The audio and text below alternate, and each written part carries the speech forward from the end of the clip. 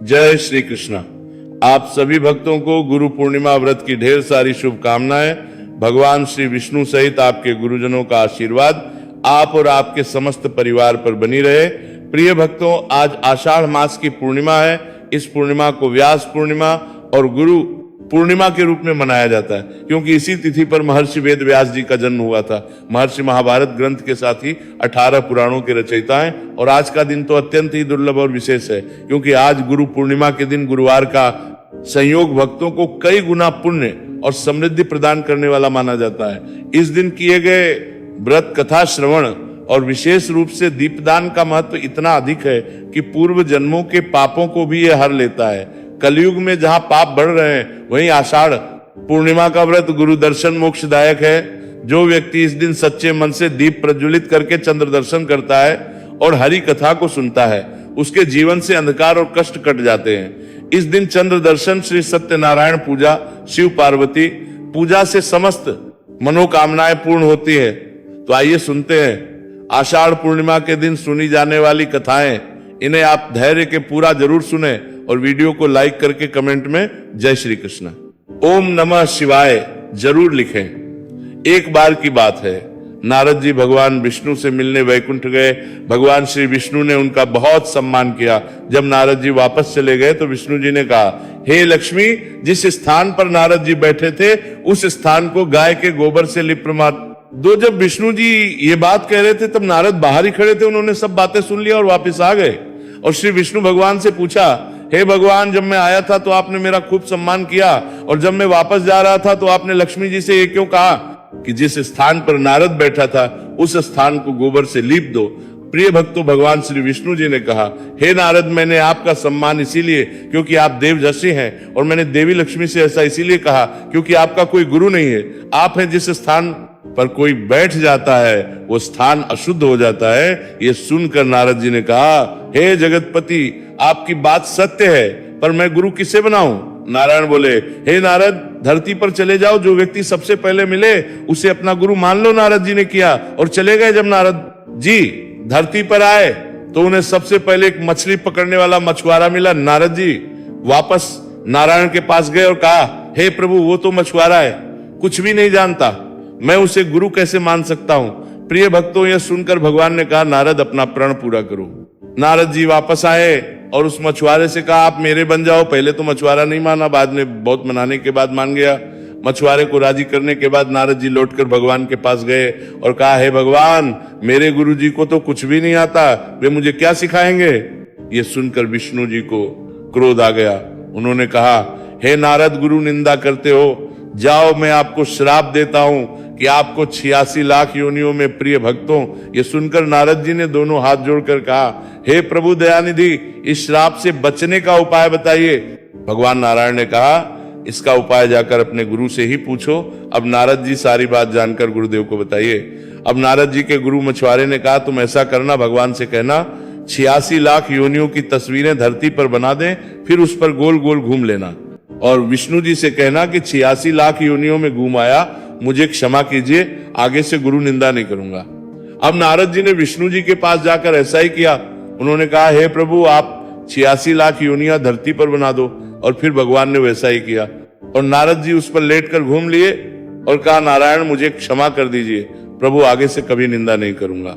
ये सुनकर विष्णु जी ने कहा, देखा, जिस गुरु की निंदा कर रहे थे उसी ने मेरे श्राप से तुझे बचाया। गुरु की महिमा अपरंपार है। हे नारद, सुनो, गुरु गुरु के रहिए दास। गुरु जो भेजे नरक को स्वर्ग की रखिए आस। गुरु चाहे गुरु पागल हो, गुरु के हमेशा दास रहना चाहिए। गुरु यदि नरक को भेजे तब भी यही इच्छा करनी चाहिए कि मुझे स्वर्ग प्राप्त हो। यदि शिष्य को गुरु पर पूर्ण विश्वास हो तो उसका बुरा स्वयं गुरु भी नहीं कर सकते। हे नारद, धन्य भक्त के गुरु ने उसे पत्थर देकर कहा था कि इस पर विश्वास करो, इसमें से एक दिन भगवान प्रकट हो जाएंगे। फिर उस पर विश्वास रखकर धन्य ने उसकी पूजा की और फिर एक ही दिन में उसमें से भगवान प्रकट हो गए।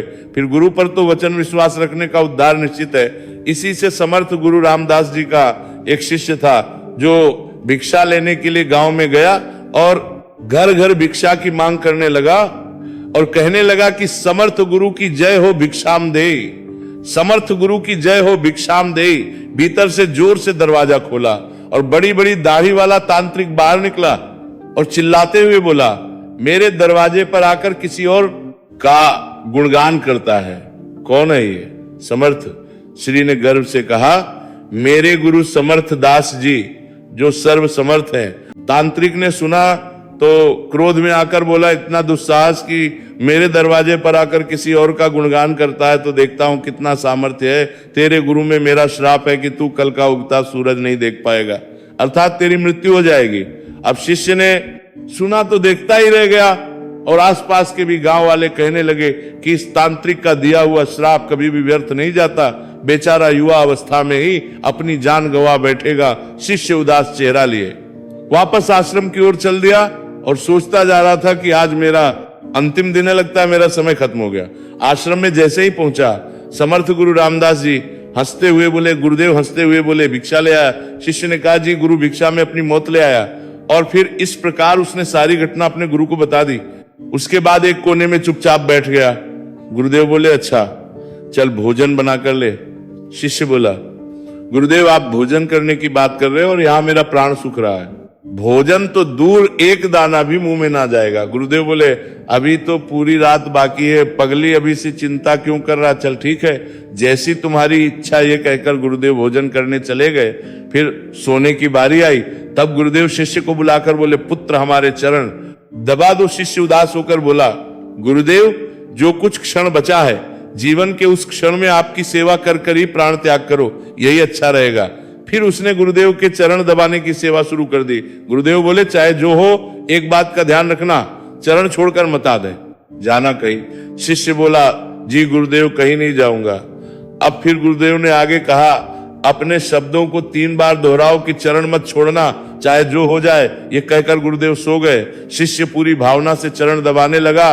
रात्रि का पहला पहर बीतने को था कि अब तांत्रिक ने अपने श्राप को पूरा करने के लिए एक देवी को भेजा, जो धन से भरी थी, सोने चांदी हीरे मोती से लदी हुई थी। शिष्य चरण रहा था, तभी दरवाजे पर वो देवी प्रकट हुई। कहने लगी, इधर आओ और ये सोने चांदी से भरा ये सब कुछ धन ले लो। शिष्य भी बोला, हे देवी मुझे लेने में कोई परेशानी नहीं, लेकिन क्षमा करें मैं वहां पर आकर नहीं ले सकता, अगर आपको देना ही है तो यहां पर आकर दे दीजिए। देवी ने ये बात सुनी तो कहने लगी कि नहीं नहीं तुम्हें यहां आना होगा। देखो कितना सारा। शिष्य बोला, नहीं देवी अगर देना है तो यहीं आकर दे जाइए। तांत्रिक ने अपना पहला पासा असफल देखकर दूसरा पासा फेंका। रात्रि का दूसरा प्रहर बीतने को था, तब तांत्रिक ने उसी औरत को शिष्य की मां के रूप में बनाकर भेजा। शिष्य गुरु के चरण दबा रहा था, तभी दरवाजे पर आवाज आई, बेटा तुम कैसे हो? पुत्र शिष्य ने अपनी मां को देखा तो सोचने लगा, बहुत हुआ जो मां के दर्शन हो गए, मरते वक्त मां से भी मिल लेता हूं। प्रिय भक्तों, वह औरत जो उसके मां का रूप धारण की थी बोली, आओ बेटा गले लग लो, बहुत दिन हो गए हैं तुमसे मिले। शिष्य बोला, क्षमा करना मां, लेकिन मैं वहां नहीं आ सकता क्योंकि अभी गुरु चरण की सेवा कर रहा हूं, मुझे भी आपसे गले लगना है, इसलिए आप यहीं आ जाओ। जब उस औरत ने देखी कि चाल नहीं आ रही है तो वहां से चली गई। अब रात्रि का तीसरा प्रहर बीता। अब इस बार तांत्रिक ने यमदूत रूप वाला राक्षस भेजा। राक्षस पहुंचकर शिष्य से बोला कि चल तुझे लेने आया हूं, तेरी मृत्यु आ गई, उठ और चल। शिष्य भी जल्लाकर बोला, उसे बड़ा गुस्सा आया। उसने कहा, देखो भाई काल हो या महाकाल, मैं नहीं आने वाला, अगर मेरी मृत्यु आई है तो यहीं आकर ले जाओ, मुझे गुरु के चरण नहीं छोड़ूंगा। बस फिर राक्षस भी वहां से चला गया। सुबह हुई चिड़िया अपने घोंसले से निकलकर चहचहाने लगी। सूर्य भी उदय हो गए। गुरुदेव रामदास जी नींद से उठे और बोले कि सुबह हो गई। शिष्य बोला, जी गुरुदेव सुबह हो गई है। गुरुदेव बोले, अरे तुम्हारी तो मृत्यु होने वाली थी ना, तुमने ही तो कहा था कि तांत्रिक का श्राप कभी व्यर्थ नहीं जाता, लेकिन तो जीवित हो। शिष्य भी सोचते हुए बोला, जी गुरुदेव लग तो रहा हूं कि जीवित ही हूं। फिर रात्रि की सारी घटना याद की। फिर समझ में आई कि गुरुदेव ने क्यों कहा था कि चाहे जो हो जाए चरण मत छोड़ना। शिष्य गुरुदेव के चरण पकड़कर खूब रोने लगा। बार बार ये कह रहा था कि जिसके सर पर आप जैसे गुरु का हाथ हो, उसके काल भी कुछ नहीं कर सकता। गुरु की आज्ञा पर जो शिष्य चलता है उसे तो स्वयं मौत भी आने से एक बार नहीं अनेकों बार सोचती है। तभी तो कहा जाता है, कर्ता करे ना कर सके गुरु करे सो। होए 3 लोग 9 खंड में, गुरु से बड़ा ना कोई। स्वयं भगवान श्री कृष्ण जी गुरु की आज्ञा सिर पर ले चले, स्वयं प्रभु राम जी गुरु की आज्ञा पर चले। पूर्ण सद्गुरु में ही सामर्थ्य है कि वो प्रकृति के नियम को बदल सकते हैं जो ईश्वर भी नहीं बदल सकते, क्योंकि ईश्वर भी के नियम से बंधे होते हैं लेकिन पूर्ण सतगुरु नहीं। तो प्रिय भक्तगणों, पूर्णिमा के दिन श्री सत्यनारायण भगवान की कथा को सुनने से ही यह व्रत पूर्ण मानी जाती है। तो आइए अब सुनते हैं श्री सत्यनारायण भगवान की कथा। प्रेम से बोलिए श्री सत्यनारायण भगवान की जय। प्रिय भक्तों, कथा से पहले हम सब भगवान श्री सत्यनारायण का ध्यान करते हैं, जो वस्त्र धारण किए हैं, जो चंद्रमा की भांति प्रकाशवान और चमकीले हैं, जिनके 4 हाथ हैं, जिनका चेहरा सदा करुणा से भरा हुआ और तेजमय है, जो समस्त बाधाओं से रक्षा करते हैं, उन लक्ष्मीपति श्री विष्णु भगवान को हम बारंबार नमस्कार करते हैं। एक समय की बात है, नैवी शारण तीर्थ में सोनक आदि 88,000 ऋषियों ने श्री सूत जी से पूछा, हे प्रभु, इस कलयुग में वेद विद्या रहित मनुष्यों को प्रभु भक्ति किस प्रकार मिल सकती है तथा उनका उद्धार कैसे होगा? हे श्रेष्ठ मुनि, कोई ऐसा तप बताइए जिससे थोड़े समय में भी पुण्य मिले और मनोवांछित फल भी मिल जाए। इस प्रकार की कथा सुनने की हम इच्छा रखते हैं। सर्व शास्त्रों के ज्ञाता सूत्र जी बोले, हे वैष्णवों में पूज्य, आप सभी ने प्राणियों के हित की पूछी है, इसीलिए मैं एक ऐसे श्रेष्ठ व्रत को आप लोगों को बताऊंगा जिसे नारद जी ने लक्ष्मी नारायण से पूछा था और लक्ष्मीपति ने मुनि श्रेष्ठ नारद जी से कहा था। आप सब इसे ध्यान से सुनिए। एक समय की बात है, योगी राज नारद जी दूसरों के हित की इच्छा के लिए अनेकों लोकों में घूमते हुए मृत्यु लोक में आ पहुंचे। यहाँ उन्होंने अनेक योनियों में जन्म में प्रायः सभी मनुष्यों को अपने कर्मों द्वारा अनेकों दुखों से पीड़ित देखा। उनका दुख देखकर नारद जी सोचने लगे कि कैसा यत्न किया जाए जिसके करने से निश्चित रूप से मानव के दुखों का अंत हो जाए। इसी विचार पर मनन करते हुए वह विष्णु लोक में गए। वह देवों के इष्ट भगवान नारायण की स्तुति करने लगे, जिन हाथों में शंख, चक्र, गधा और पद्म थे, गले में वरमाला पहने हुए थे। स्तुति करते हुए नारद जी बोले, हे भगवान, आप अत्यंत शक्ति से संपन्न है, मन तथा वाणी भी आपको नहीं पा सकती, आपका आदि मध्य तथा अंत नहीं है। निर्गुण स्वरूप सृष्टि के कारण भक्तों के दुख को दूर करने वाले आपको मेरा नमस्कार है। नारद जी की स्तुति सुन विष्णु, हे श्रेष्ठ मुनि, आपके मन में क्या बात है?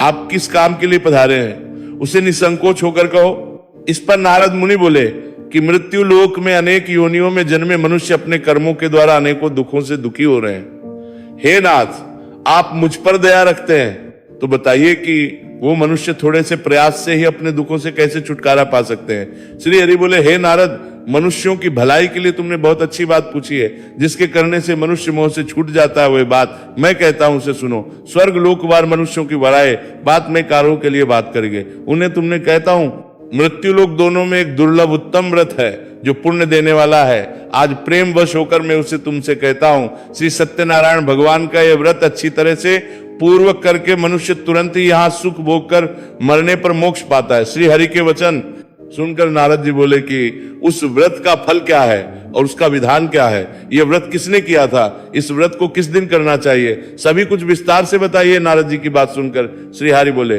दुहक व शोक को दूर करने वाला यह व्रत सभी स्थानों पर दिलाने वाला है।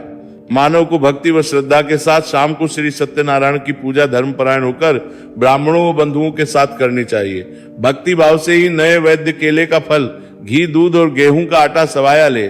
गेहूं के स्थान पर का आटा, शक्कर तथा गुण लेकर सभी भक्षण योग्य पदार्थों को मिलाकर भगवान का भोग लगाए, सहित बंधु बांधवों को भी भोजन कराए। उसके बाद स्वयं भोजन करें। भोजन कीर्तन के साथ भगवान की भक्ति में लीन हो जाए। इस तरह से सत्यनारायण भगवान का यह व्रत करने पर मनुष्य की सारी इच्छाएं निश्चित रूप से पूरी होती है। इस कली काल अर्थात कलयुग में मृत्यु लोक में मोक्ष का यही एक सरल उपाय बताया गया है। सूत जी बोले, हे शियों, इसने पहले समय में इस व्रत को किया था, उसका इतिहास कहता हूं, ध्यान से सुनो। सुंदर काशी पूरी नगरी में एक अत्यंत निर्धन ब्राह्मण रहता था।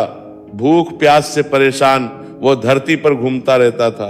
ब्राह्मणों से प्रेम करने वाले भगवान ने एक दिन ब्राह्मण का वेश धारण कर उनके पास जाकर पूछा, हे विप्रवर, नित्य दुखी होकर तुम पृथ्वी पर क्यों घूमते हो? ब्राह्मण बोला, मैं निर्धन ब्राह्मण हूं, भिक्षा के लिए धरती पर घूमता हूं।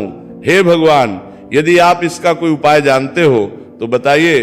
वृद्ध ब्राह्मण कहते हैं कि सत्यनारायण भगवान मनोवांछित फल देने वाले हैं, इसीलिए तुम उनका पूजन करो। इसके करने से मनुष्य सभी दुखों से मुक्त हो जाता है। वृद्ध ब्राह्मण बनकर आए। सत्यनारायण भगवान उस ब्राह्मण को व्रत का सारा विधान बताकर अंतर ध्यान हो गए। ब्राह्मण मन ही मन सोचने लगा कि जिस व्रत को वृद्ध ब्राह्मण करने को कह गए हैं, मैं उसे जरूर करूंगा।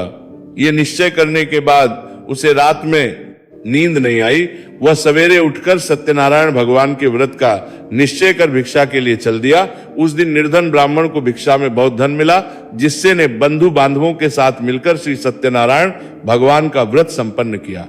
भगवान सत्यनारायण का व्रत संपन्न करने के बाद वह निर्धन ब्राह्मण सभी दुखों से छूट गया और अनेक प्रकार के संपत्तियों से युक्त हो गया।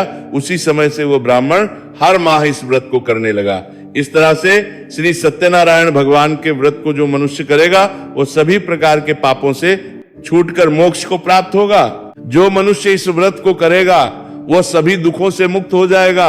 सूत जी बोले, इस तरह से नारद जी से नारायण जी का कहा हुआ श्री सत्यनारायण व्रत को मैंने तुमसे कहा, हे विप्रो अब मैं क्या और कहूं। श्री बोले, हे मुनिवर, संसार में उस विप्र से सुनकर और किस किस ने इस व्रत को किया, हम सब इस बात को सुनना चाहते, इसके लिए हमारे मन श्रद्धा का भाव है। सूत जी बोले, हे मुनियों, जिस जिसने इस व्रत को किया है वह सब सुनो।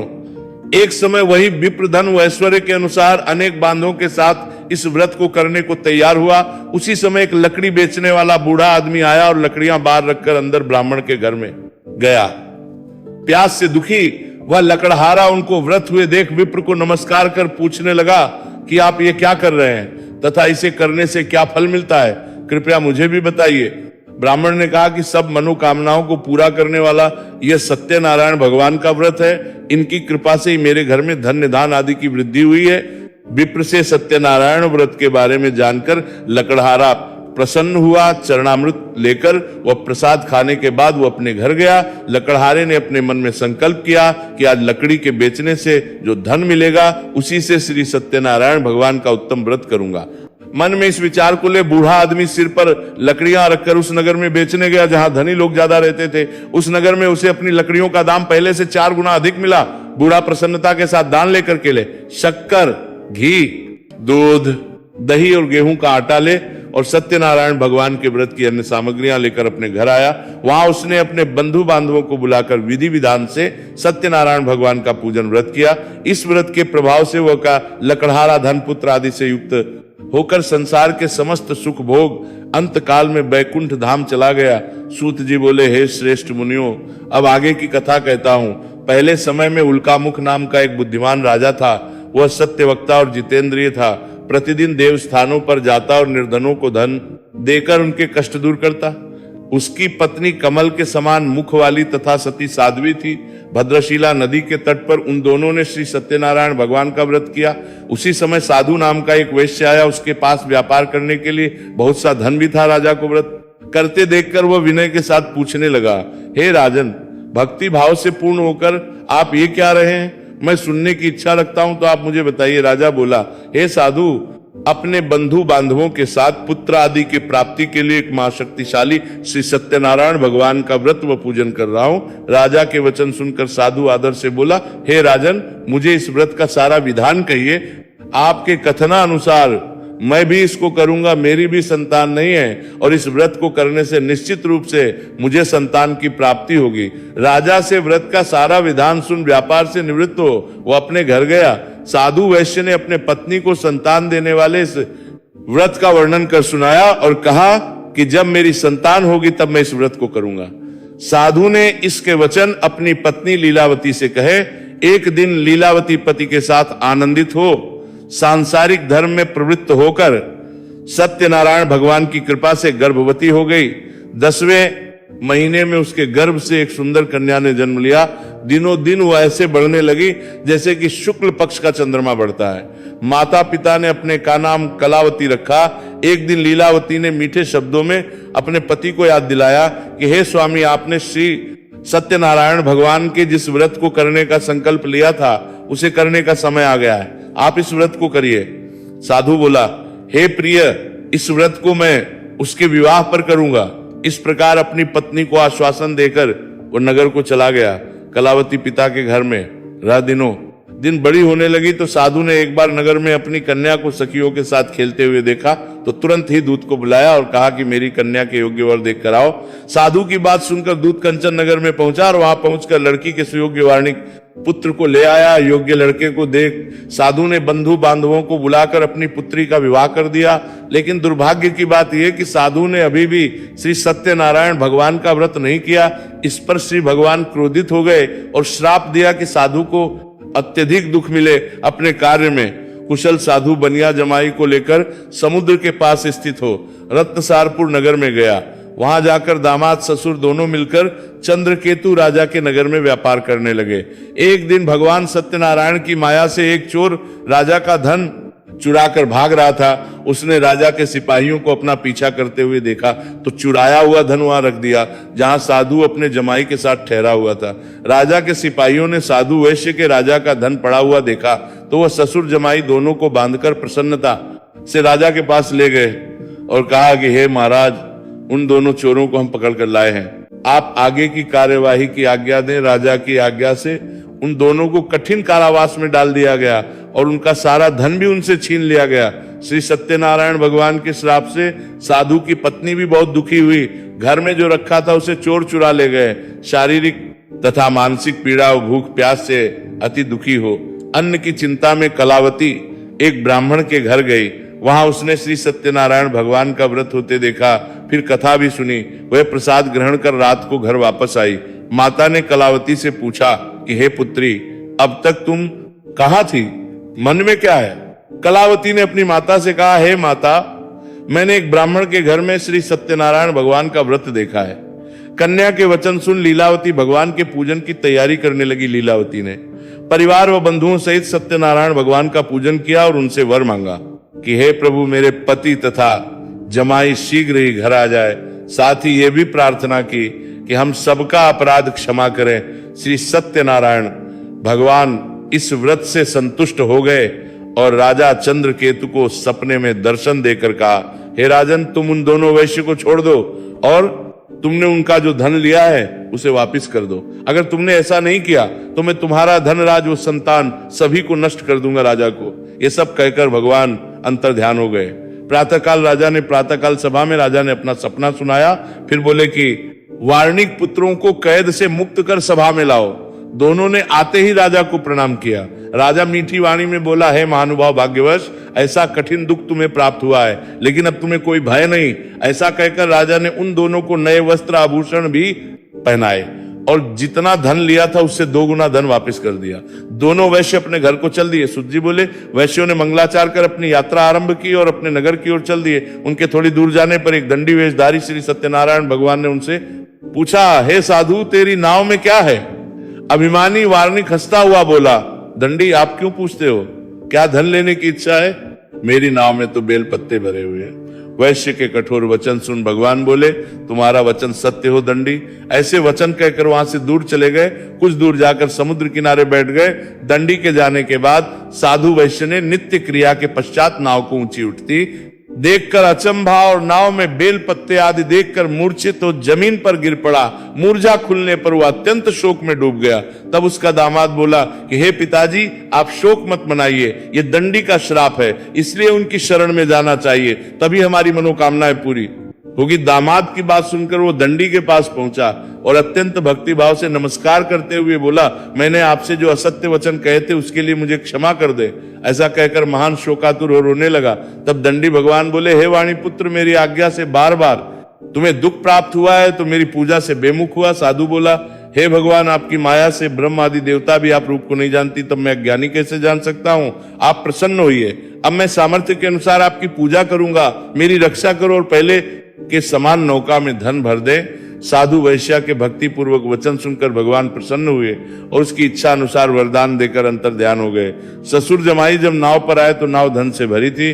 फिर वही अपने अन्य साथियों के साथ सत्यनारायण भगवान का पूजन कर अपने नगर को चल दिए। जब नगर के नजदीक पहुंचे तो दूत को घर पर खबर देने के लिए भेज दिया। दूत साधु की पत्नी को प्रणाम कर कहता है कि मालिक अपने दामाद सहित नगर के निकट आ गए हैं। दूत की बात सुन साधु की पत्नी लीलावती ने बड़े हर्ष के सात सत्यनारायण भगवान का पूजन कर अपनी पुत्री कलावती से कहा कि मैं अपने पति के दर्शन करने को जाती हूं, तू कार्य पूर्ण कर शीघ्र ही आ जा। माता के ऐसे वचन सुन कलावती जल्दी में प्रसाद छोड़ अपने पति के पास चली गई। प्रसाद की अवज्ञा के कारण श्री सत्यनारायण भगवान रुष्ट हो गए और नाव सहित उसके पति को पानी में डुबो दिया। कलावती ने अपने को वहां ना पाकर रोती हुई जमीन पर गिर गई। नौका को डूबा हुआ देख, वो कन्या को रोता हुआ देख साधु दुखी होकर बोला, हे प्रभु, मुझसे तथा मेरे परिवार से जो भूल हुई है उसे क्षमा करो। साधु के दीन वचन सुनकर श्री सत्यनारायण भगवान प्रसन्न हो गए और आकाशवाणी हुई, हे साधु, तेरी कन्या मेरे प्रसाद को छोड़कर आई है, इसलिए का पति अदृश्य हो गया है। यदि वह घर जाकर प्रसाद खाकर लौटेगी तो इसे उसका पति अवश्य मिलेगा। ऐसी आकाशवाणी सुनकर कलावती घर पहुंची, प्रसाद ग्रहण करती है और फिर आकर अपने पति के दर्शन करती है। उसके बाद साधु अपने बंधु बांधवों सहित श्री सत्यनारायण भगवान का विधि विधान से तथा इस लोक में सुख भोग कर अंत में खो जाता है। सूत जी बोले, हे ऋषियों, मैं और भी एक कथा सुनाता हूं, उसे भी ध्यान पूर्वक सुनो। प्रजा पालन में लीन तुंगध्वज नाम का एक राजा था। उसने श्री भगवान का प्रसाद त्याग कर बहुत ही दुख पाया था। एक बार वन में जाकर वन्य पशुओं को मारकर वो वड़ के पेड़ के नीचे आया। वहां उसने ग्वालों को भक्ति भाव से अपने बंधुओं सहित सत्यनारायण भगवान का पूजन करते हुए देखा। अभिमानवश राजा ने उन्हें देखकर भी पूजा स्थान में नहीं गया और ना ही उसने भगवान को नमस्कार किया। ग्वालों ने राजा को प्रसाद दिया, लेकिन उसने वो प्रसाद नहीं खाया और प्रसाद को वहीं छोड़कर वो अपने नगर को चला गया। जब वो नगर में पहुंचा तो वो सब कुछ तहस नहस हुआ पाया, तो शीघ्र ही समझ गया कि ये तो भगवान ने ही किया है। वह दोबारा ग्वालों के पास पहुंचा और विधि पूर्वक पूजा करके प्रसाद खाया तो श्री सत्यनारायण भगवान की कृपा से सब कुछ पहले जैसा हो गया। दीर्घ काल तक सुख भोगने के बाद मरणोपरांत उसे स्वर्ग लोक की प्राप्ति हुई। जो मनुष्य परम दुर्लभ इस व्रत को करेगा तो भगवान सत्यनारायण की अनुकंपा से उसे धन दान की प्राप्ति होगी, निर्धन धनी हो जाता है और भय मुक्त हो जीवन जीता है। संतानहीन मनुष्य को संतान सुख मिलता है और सारे मनोरथ पूर्ण होने पर मानव अंतकाल में वैकुंठ धाम को जाता है। सुत जी बोले, जिन्होंने पहले इस व्रत को किया है, अब उनके दूसरे जन्म की कथा कहता हूं। वृद्ध शतानंद ब्राह्मण ने सुदामा का जन्म लेकर मोक्ष की लकड़हारे ने अगले जन्म में निषाद बनकर मोक्ष प्राप्त किया। उनका मुख नाम का राजा दशरथ होकर बैकुंठ गए। साधु नाम के वैश्य ने मोर ध्वज बनकर अपने पुत्र को आर्य से चीर कर मोक्ष पाया। महाराज, तुम ध्वज ने स्वयंभू होकर भगवान में भक्ति युक्त हो कर्म कर मोक्ष पाया। सत्यनारायण व्रत कथा का यह 5वां अध्याय संपूर्ण हुआ। प्रेम से बोलिए श्री सत्यनारायण भगवान की जय। हरे कृष्णा। ओम नमो भगवते वासुदेवाय नमः। हे श्री सत्यनारायण भगवान, आपके इस दुर्लभ पुण्यमयी कथा को सुनने वाले अपने सभी भक्तों को सुख समृद्धि और धनदान से परिपूर्ण करना, उनके रोग शोक और दुख का नाश करना, उन्हें अपने लोक वैकुंठ की प्राप्ति कराना। भगवान नारायण आप सब पर कृपा करें। हरे कृष्णा।